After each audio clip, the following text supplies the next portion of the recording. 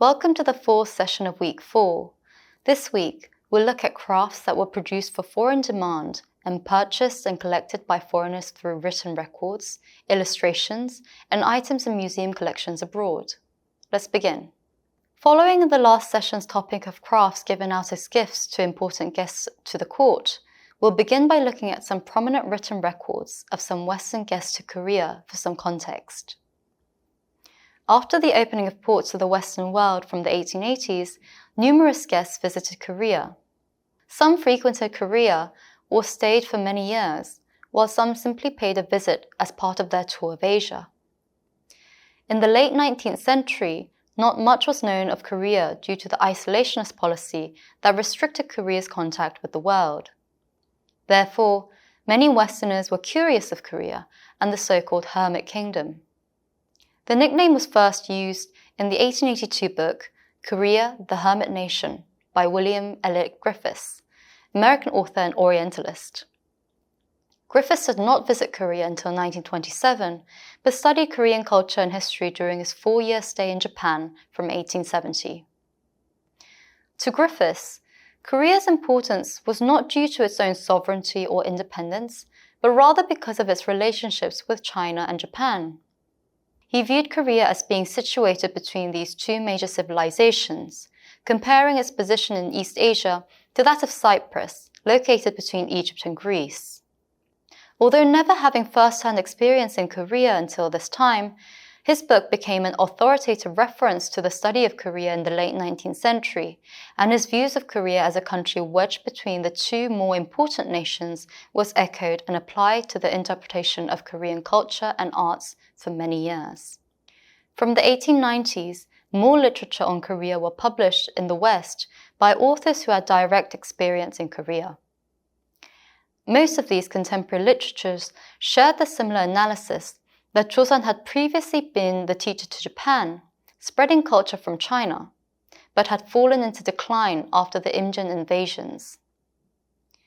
Many expressed their acknowledgement of the superiority of Japan compared to Korea, and often even compared to contemporary China. Western visitors' analysis of Korean arts was hardly positive. Although few books commented on Korean arts in detail, some authors mentioned acquiring small souvenirs such as tobacco boxes and pipes, shoes, and hats in markets. While some guests received finer crafts as gifts from the court, many concluded that Korean arts had long been in decline, especially in comparison with Japan. In the late 19th and early 20th centuries, many Western Japanologists and sinologists also took on Korea as a supplementary interest, as there were few who were specialists in Korea alone. When looking at foreign collectors of Korean material at the turn of the 20th century, there are two large groups. The first group consists of individuals who had little interest in the arts. These were not connoisseurs of art and crafts, but were politicians, writers, missionaries, and travelers. Most collected ethnographical material, sample specimens of plants and local produce, books, or other miscellaneous casual souvenirs. The second, rather smaller group consisted of individuals who collected Korean ceramics, and to a lesser extent paintings, to form part of their collections of East Asian arts.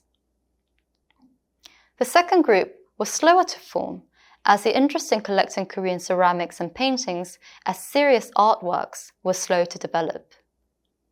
Moreover, many of these collectors acquired Korean materials in Japan, China, or through commercial art dealers in Europe or America. So now let's look at what types of crafts were popular among foreigners. Numerous visitors to Korea at the turn of the 20th century collected and took back paintings by Kisan Kim Chun-kun. Not much is known about the artist except that he was active around the end of the 19th century, around Busan and Wonsan, large port cities where many foreigners would have visited. It is thought that not all of the paintings that were sold to tourists were made by Kisan himself, but produced by workers or apprentices that worked in a studio. However, most of the paintings in the style of Kisan were stamped or labeled as works by Kisan Kim Jung-kun, similar to modern product branding. Although many Kisan paintings in museums abroad lack details on who collected them, A prominent individual who collected these paintings include Robert Wilson Shufelt, who was responsible for the so-called Shufelt Treaty, otherwise known as the 1882 Korea-US Treaty. He collected several sets of Kisan drawings near Busan in 1886, and the collection was deposited in the United States National Museum as part of a larger collection of Chinese, Japanese, and Korean art in 1901. One reason for the popularity of these postcard-sized paintings may have been the practical ease at which they could be acquired, transported, and preserved. Compared to bulkier or fragile items such as ceramics and paintings, paper postcards would have been much convenient and cheaper to collect and bring back.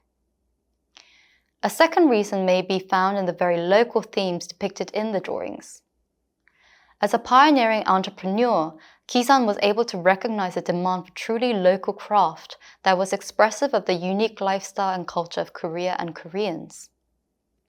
While ceramics and paintings were often brushed aside for being similar but inferior to Chinese or Japanese equivalents, Kisan's paintings accurately depicted the everyday lives of Koreans that was conspicuously unique. European and American interest in anthropological and ethnographical analyses of non-Western cultures also contributed to their popularity. In relation to this interest, crafts used in everyday life, such as hanbok, shoes, hats, pocket pouches, fans, tobacco pipes, and small boxes were popular souvenirs, particularly in the 19th century.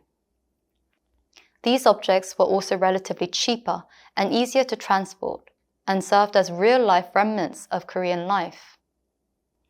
They were particularly popular in the early years after the opening of ports, as there was little Korean material available outside of Korea, while Western curiosity of the newly discovered hermit nation reached a new high.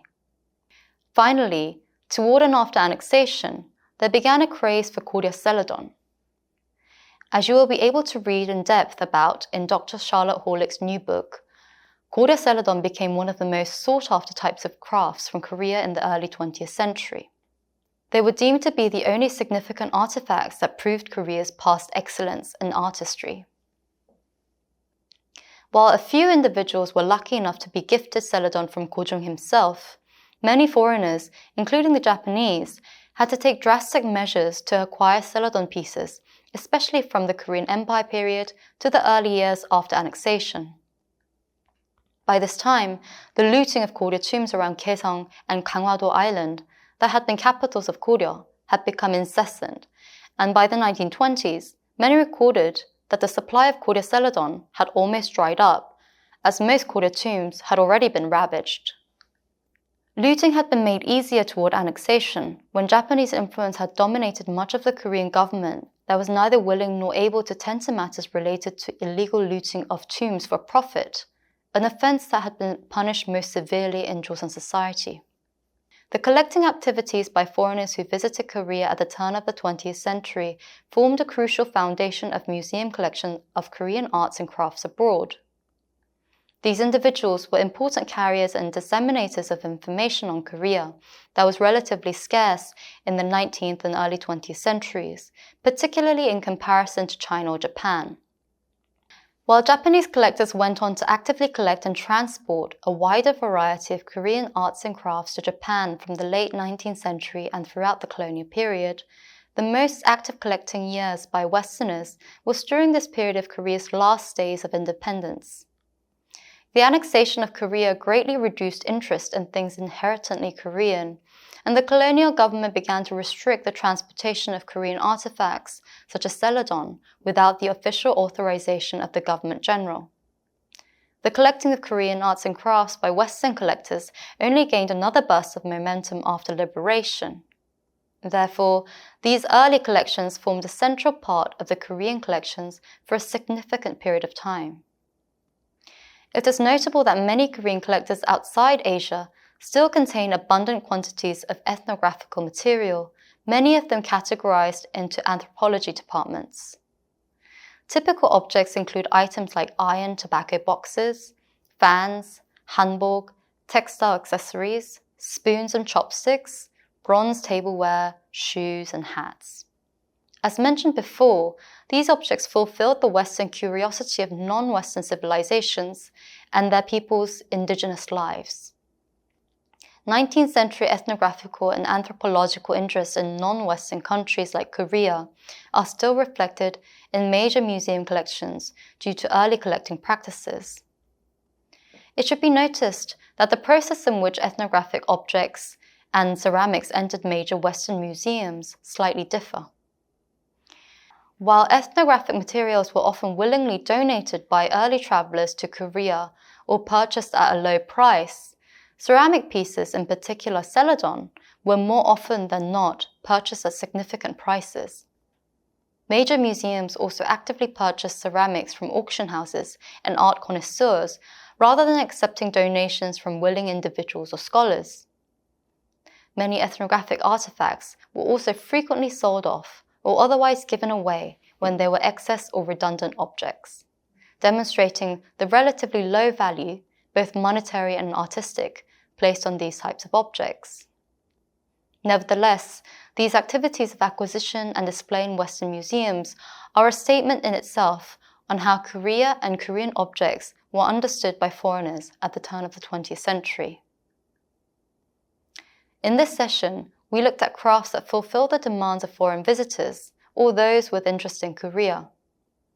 In our next and final session of the week, let's move on to the privatization of the imperial court manufactory in the colonial period.